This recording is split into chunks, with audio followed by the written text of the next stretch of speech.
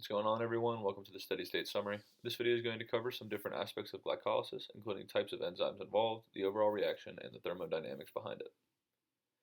When reviewing glycolysis, I always like to run through this portion of the packet in order to understand the basics of what the enzymes do. Kinases will always use ATP. In general, kinases are involved in steps where the addition of a phosphate occurs, which also means that a molecule of ATP is being converted to ADP. As indicated by thermodynamics, this reaction is highly favorable, as ADP is much more stable than ATP. Mutases and isomerases are responsible for intramolecular movement of functional groups. This means that they do not add or remove anything. Instead, they rearrange the connectivity. A mutase is a specific type of isomerase and is responsible for rearranging high-energy phosphates in a compound.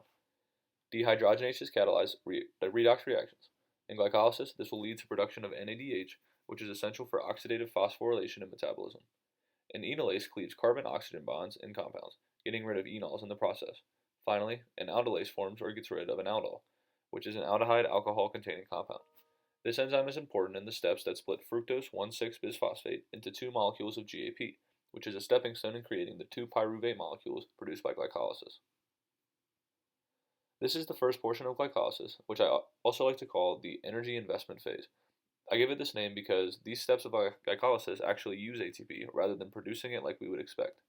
Before beginning, it is important to note that memorizing all of these steps is futile, but this will provide some real-life examples of the roles of the different types of enzymes in energy production pathways.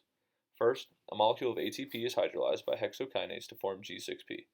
Note that it is a kinase that is responsible for this. Next, G6P is rearranged by phosphoglucoisomerase into F6P. This enzyme is simply an isomerase because no phosphate group was rearranged. F6P is given another phosphate group by phosphofructokinase to produce FBP, meaning that another molecule of ATP was used. Finally, aldolase and triose phosphate isomerase team up to produce two molecules of GAP. Because two molecules of GAP were produced on the first page, every step on this page happens twice. GAP is first converted to 1,3-BPG by glyceraldehyde 3-phosphate dehydrogenase. Why is this step important? Because dehydrogenases produce high-energy electron carriers such as NADH, which can be used in oxidative phosphorylation to produce high amounts of ATP. 1,3-BPG loses one of its phosphates to become 3-PG. This phosphate group can be used to produce ATP molecules, meaning that at this point our net gain of ATP is zero. Phosphoglyceromutase and enolase work to rearrange the substrate, and PEP loses its final phosphate group via pyruvate kinase, yielding two more ATP molecules. So, after all that, what is our overall reaction?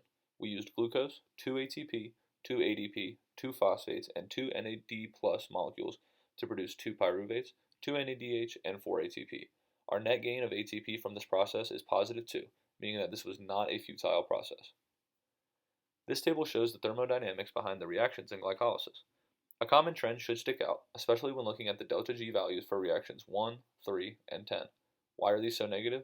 Well, we know that these enzymes are kinases, and that in reactions 1 and 3 we are converting ATP to ADP. This is favorable because ATP is a highly energetic molecule while ADP is not. In other words, formation of ADP is favored because of the difference in energy between the two. Reaction 10 is different because it is actually forming ATP while converting PEP to pyruvate. The breakdown of PEP releases enough energy to drive ATP formation, just like the breakdown of 1,3-BPG in previous steps. It is important to note that because these reactions are so negative, they can be termed committed steps of glycolysis, meaning that reversing the reaction is highly unlikely due to their thermodynamic principles. Other reactions in this pathway are also negative, however to a much lesser extent. These reactions are concentration driven, meaning that as high substrate availability for their reaction increases, they continue to proceed. If you have any questions about this video, please feel free to reach out to me or Dr. Bernstein. Understanding the fundamentals of glycolysis will be important for the understanding of metabolism as a whole, so be sure to understand the broader IDs. Stay easy.